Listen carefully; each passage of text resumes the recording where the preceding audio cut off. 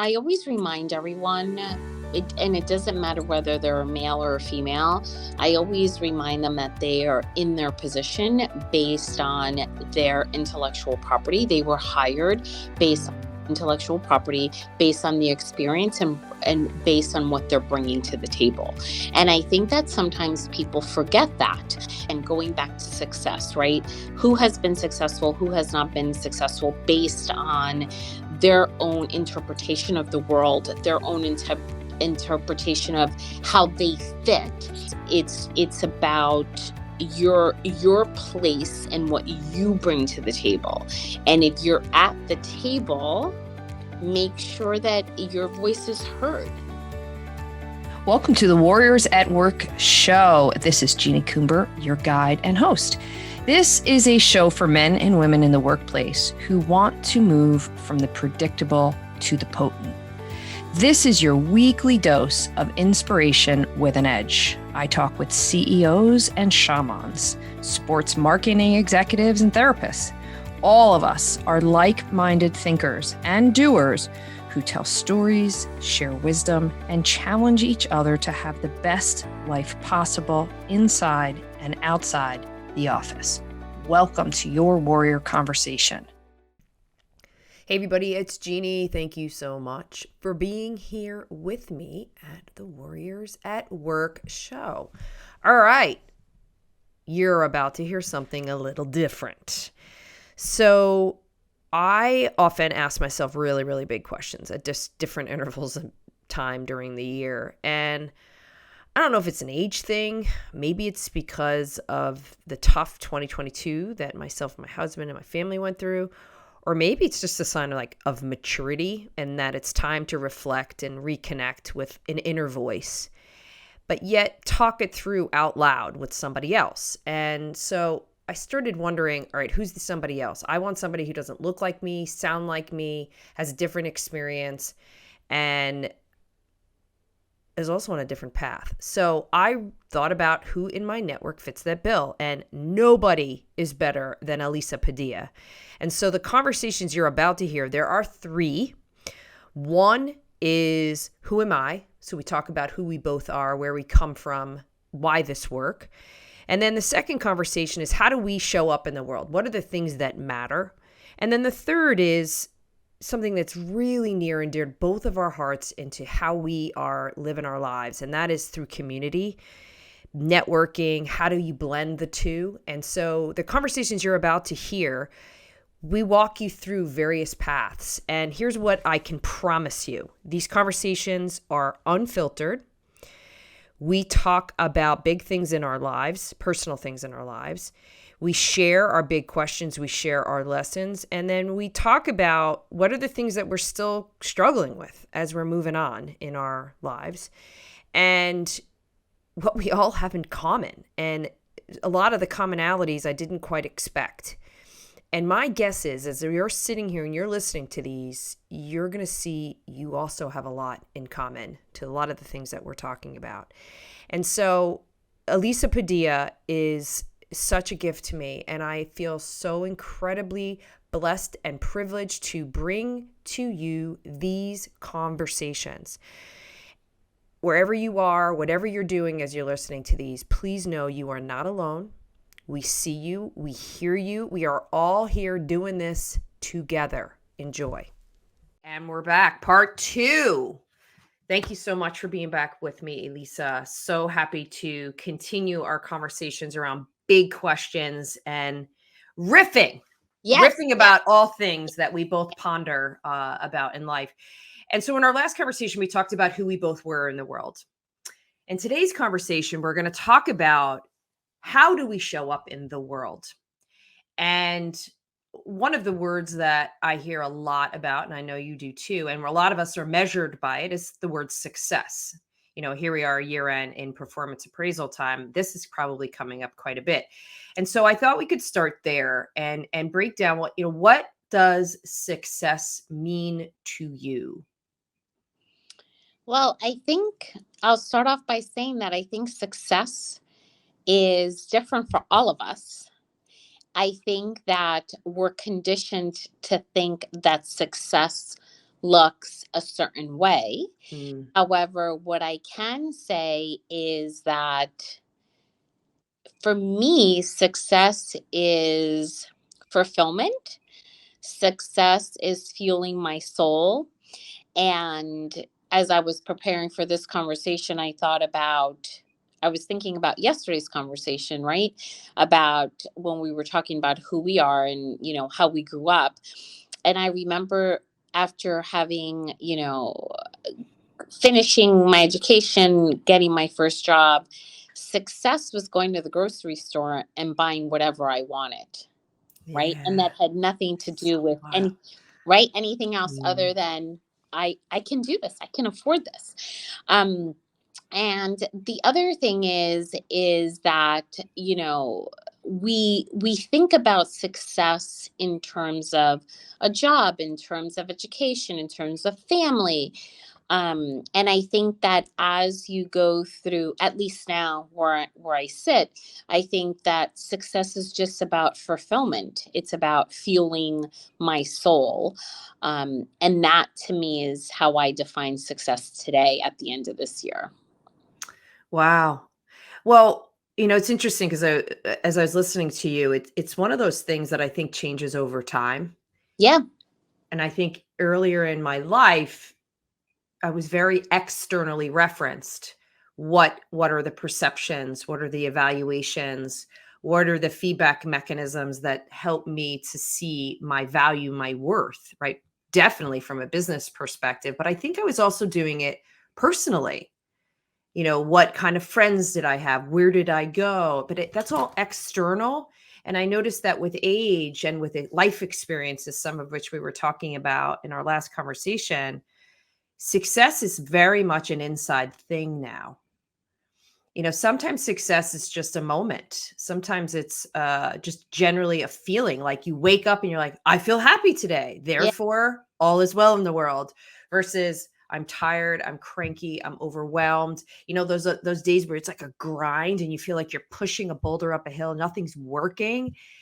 And that's all you'd think about is like, I just want this over, or I just want to complete this project, or I just want to execute on whatever the deliverables were. And again, that's all very external, but I feel like now in my life, success is a moment by moment job.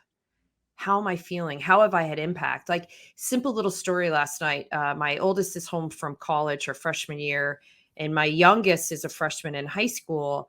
And we were just talking about something personal that a friend of a friend is going through.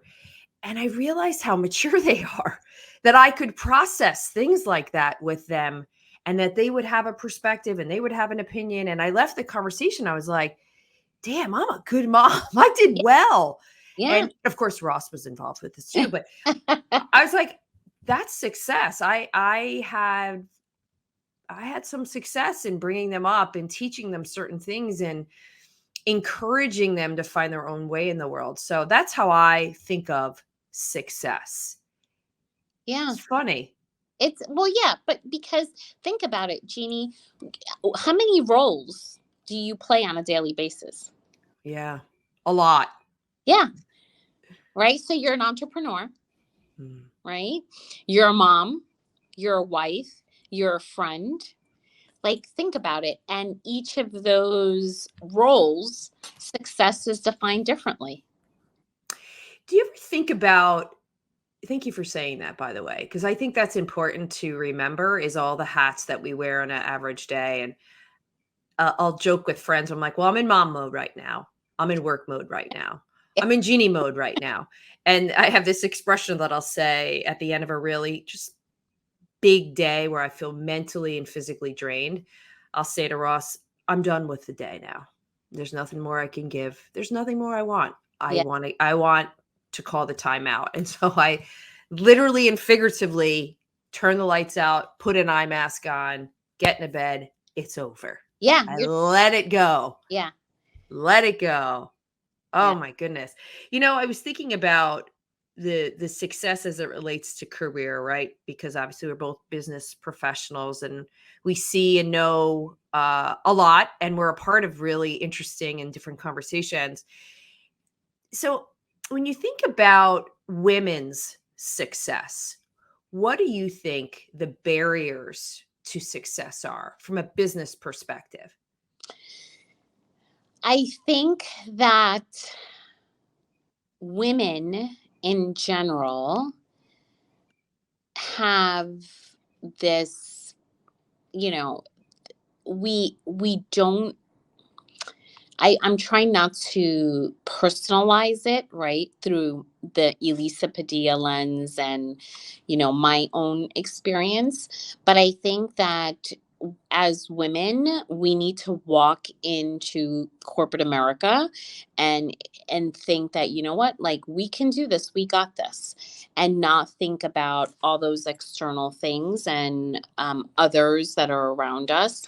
And what I mean by that is we need to show up wholeheartedly, knowing that we are enough and that we can do it just like the next person can.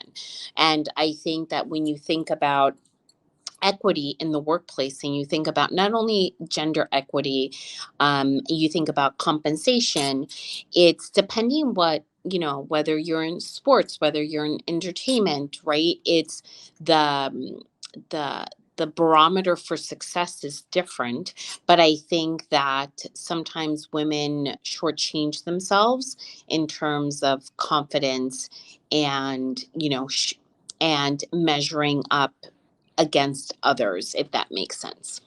So when you're in front of a colleague, or maybe it's somebody on your team, and they're showing what you're talking about is like a lack of confidence and starting to question, can I do this? Do I know enough? How do you help them move through that? I always remind everyone, and it doesn't matter whether they're a male or a female. I always remind them that they are in their position based on their intellectual property. They were hired based on Mm. intellectual property, based on the experience and based on what they're bringing to the table. And I think that sometimes people forget that. And I think about, again, going back to success, right? Who has been successful, who has not been successful based on their own interpretation of the world, their own interpretation of how they fit.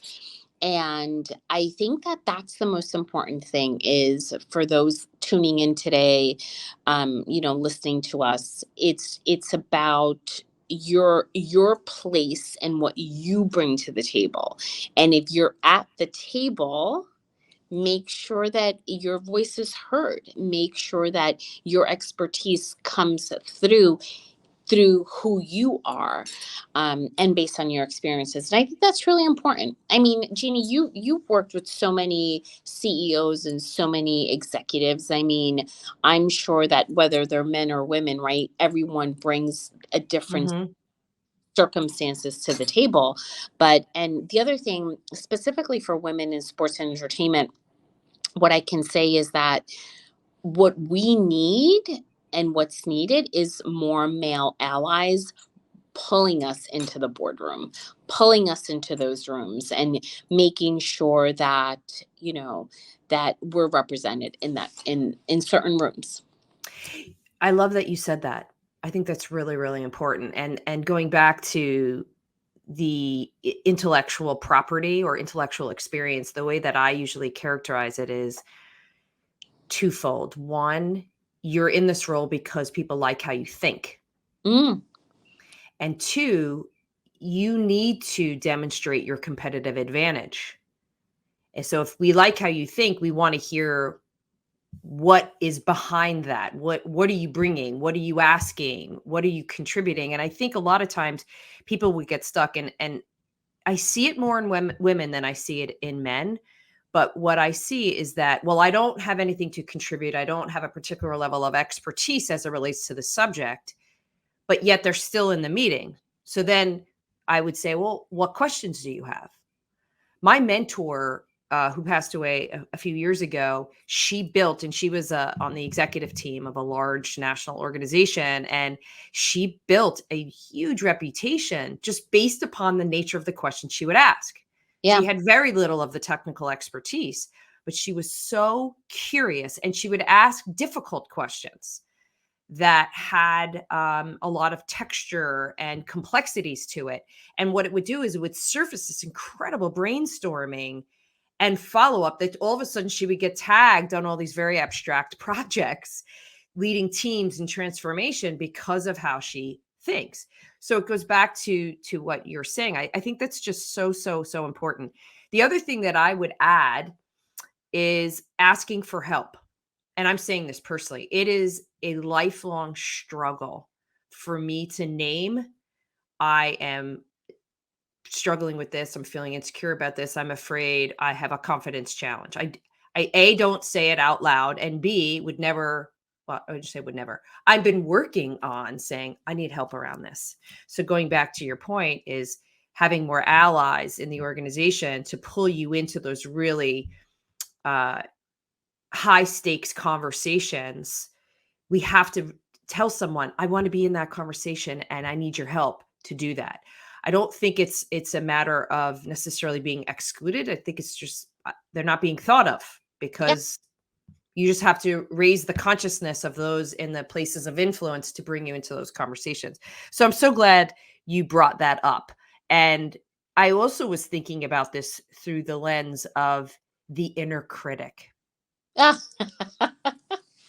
Right? We all have that inner critic. And I've talked about this a lot on this platform, but also with a lot of clients whenever I'm doing executive presence coaching, because we all have an inner critic. I named mine. Her name's Alexis, and I apologize for anybody that's listening or watching this whose name is Alexis. It's not personal. That's just the name that comes up. She shows up at the most inopportune times. Yeah. She's often incredibly unkind. She will say things like, oh, that's so stupid. Don't say that. Don't say that. Oh, you just said that. That was so dumb. Oh, that's going to fail. Oh, you're not smart enough. Oh, you're not good enough. And so a therapist friend of mine gave me a really cool visual. And she said, it's your younger self. It's usually somewhere between 8 and 11, 8 and 12, somewhere in that window. She said, what you do is you engage them. You don't shush them and tell them to be quiet. You literally engage them and say, thank you so much for being here. I know you're here to help me and protect me, but I'm the adult and I'm in charge. Yeah. And so for me, I always get a visual like I'm driving and they're in the passenger seat and they're just yapping away. So what I do is I put her in the back seat. Sometimes I give her a juice box and say, shh, I'm not going to throw you out of the car because you play a part. But right now, the adult is in charge. And that visual really helps calm my inner critic. So I lean in and I kind of give her a hug and say, thank you. Yeah. I know I'm nervous. It's okay. I'm okay. Yeah. What about you? Yeah. You know what I do? I have not named her because if I name her, she'll be too real.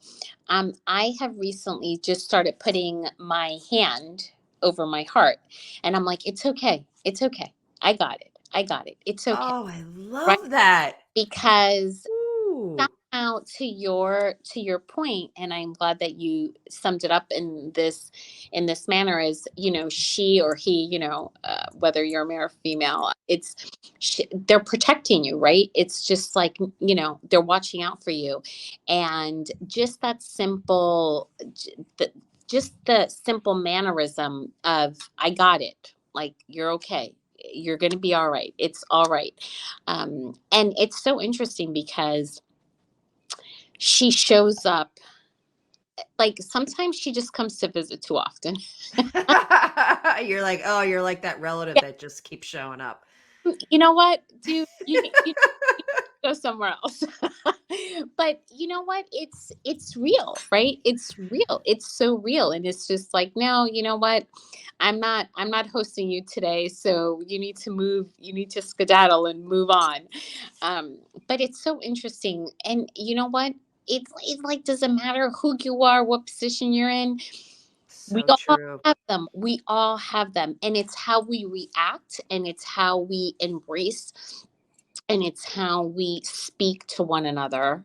Meaning, right? How we speak to ourselves is just as important as how we speak to others. And I So think true.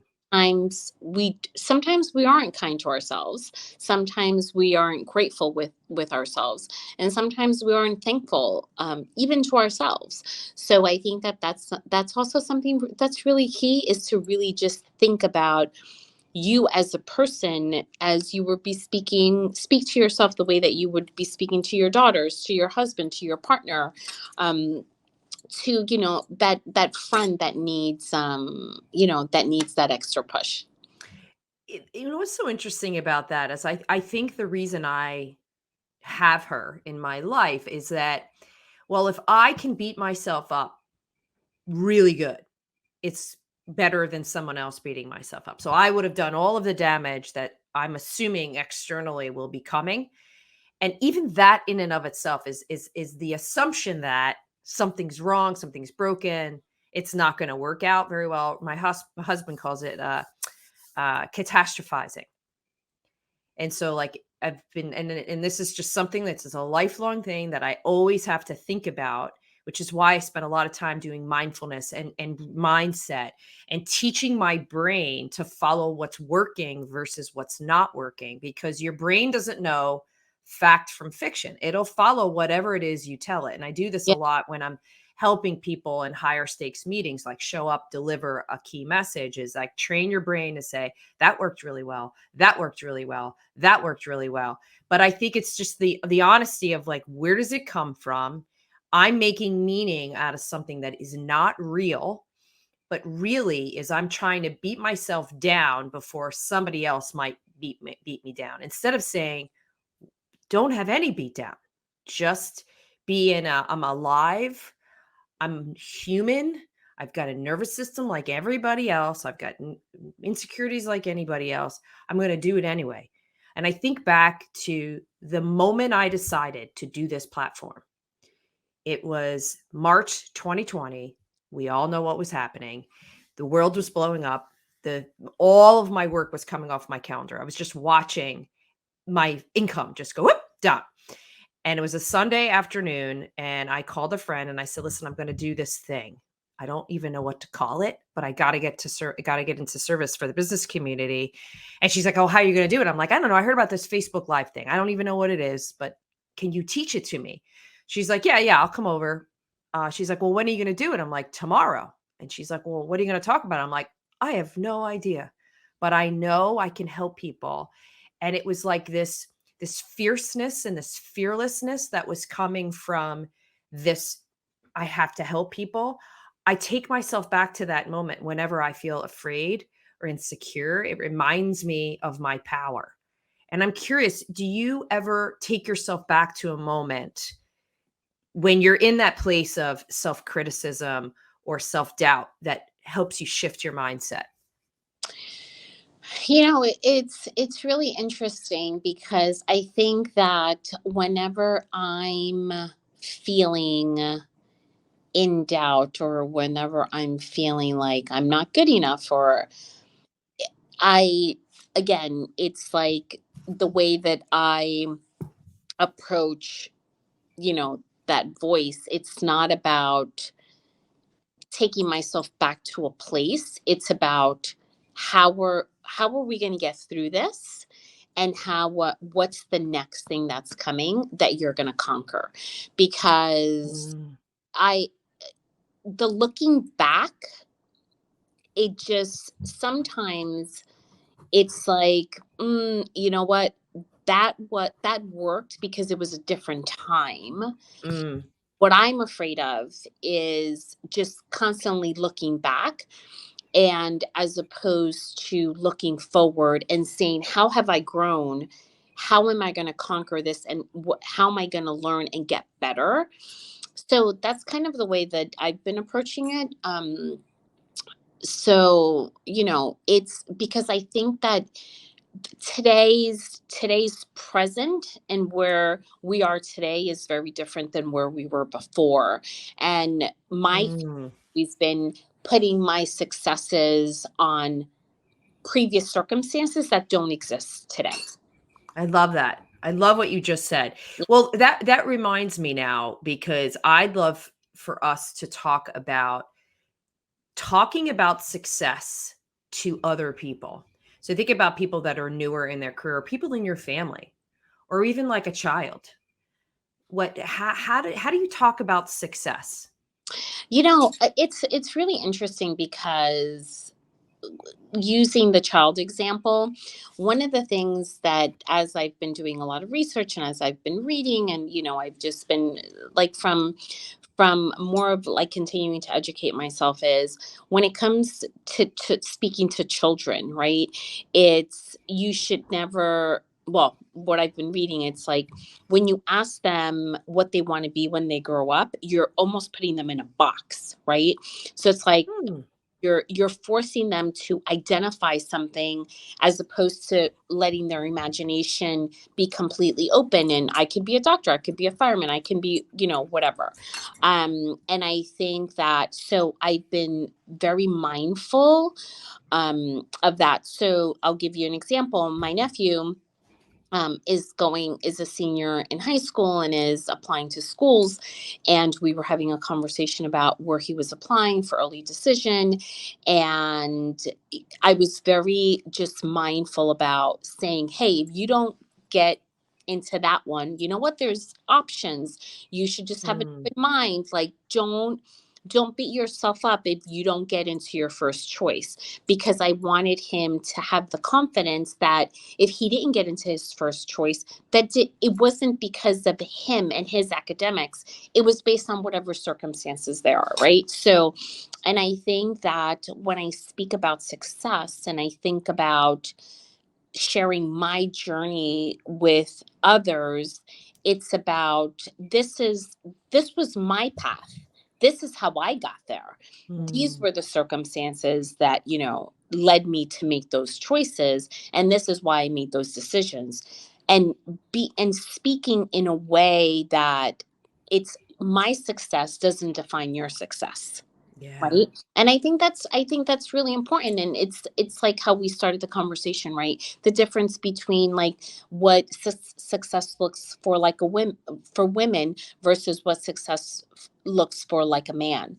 And I think that that's really important, because comparing ourselves to others could be very, very dangerous and could be very detrimental. And you know what, our inner voice will be yapping. Mm. Oh, look at that one. Oh, aren't you there? Right. Yeah, So so true. yeah, I think that's really, really important. You Well, you know what I was reflecting as you were just talking, thinking about, I think about, geez, I wish I'd slowed down coming up in my career. It was like, again, because it was so externally referenced, I thought of it as it's a race, get from one thing to the next thing to the next thing to the next thing. Instead, and so many people, coaches, mentors, slow down, enjoy each moment, lean into each challenge. And you're like, yeah, yeah, yeah, yeah. But I'm trying to be perfect. I'm trying to be all things to everybody. And I'm trying to make this and I'm trying to make that. And it sort of dawned on me again recently, like probably in the last 10 years, like, what's the rush? Yeah, yeah, yeah. But Which go which goes back to that mindset of like success is each moment, like being here. Are you alive? Are you present? Are you gaining some knowledge? Are you offering something to someone else? yeah, and you know what? You just said the word that I was going to say. You have to be present. Be present in the moment, right? And you think about, I mean, I think I've been watching people's behaviors, right? When you're speaking to someone, are they present, or are they on their phone, or are they thinking about 10 other things? Because that's how we've, with technology, and with So true. these phones, that it's just like you're connected 24/7. It's just like you need to be present. You need to unplug. And that's where I think that the rushing, again, that's where it was just like, we need to get there, but along the way you weren't enjoying the journey, because you were focusing on the next thing. So I think that for those tuning into us riff, it's all about, the message today is slow down, be present, and enjoy the moment. Yeah, and even acknowledge those moments where you're like, I'm not here. I'm feeling anxious in my body because this person's taking too long to land the plane. Or they're thinking too long, or they're talking too much, or I want this meeting to end because I have 6 more I've got to get to today, or maybe I have to finish my Christmas shopping, or whatever it is. It's like it's it's really about the moments. When I Yeah. think that if I were to wrap this whole thing up, it is really about each moment. What are you noticing in each moment? And how are you sharing something from those moments with other people? Yeah. And what I will say, and the way that I want to wrap this whole thing up, is I want to read a quote that I think is so appropriate for this time of year. It is, and I'm going to say it slowly, speak what you seek Mm. until you see what you said. A great quote by Chris Gardner, which I think is so appropriate for this time of year as we reflect on what we've accomplished and what you've accomplished in 2022. And as you think about 2023, worth repeating: speak what you seek until you see what you said, by Chris Gardner. It's so beautiful. The speaking what you seek Yeah. is something that's so powerful. Like, Uh, think about all of the ideas and all the desires and all these dreams we have in our minds that we never say out loud. yeah. Yeah. Like your show, Jeannie. We're gonna keep speaking about it because that's what you're seeking until we see it. And we're gonna say, you know what? When we started this rifting thing, that's what we started with, and here we are today. Love it. All right, Elisa, until next time. Until next time. More to come. Thank you for joining me for another episode of the Warriors at Work show. If you are interested in learning more about what we do at the Warriors at Work show and platform, be sure to go over to my website, Jeanie Coomber, and subscribe to my monthly Warrior Playbook newsletter. I share everything that I'm up to month by month, as well as some lessons and insights that I've learned. I'm also interested in hearing any feedback you have about this conversation or future topics. So reach out to me directly on jc@jeanniecoomber.com or on LinkedIn. Be sure to tell your friends and your colleagues about this Warriors at Work conversation. Subscribe, review, and rate us. It's the best way to get this message out into the world. Be well.